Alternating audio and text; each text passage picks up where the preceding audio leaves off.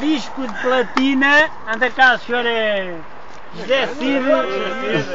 Os óculos. É verdade, foi os óculos agora. Então, mas o padrinho fui eu, caralho. Então pronto, entrega ao padrinho.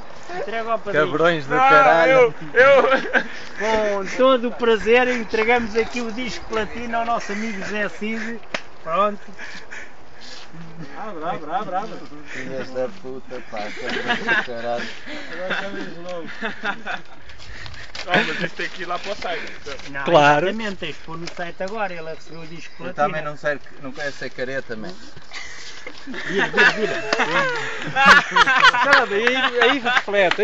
A ideia é mesmo essa. É um caraças, ó. Está muito da puta. Muito Então, fixe. queres ver mais ao pormenor? Vira ao contrário. Vamos lá. José Cid! O gajo ficou foi sem pescoço. A cabeça não está assim muito bem montada. Está muito moldura e tudo. Não, a moldura ainda tens de pagar a minha outra, a moldura. Agora quando tiver a mulher, metes assim. Quando não tiver, quando tiver lá ela em casa, oi.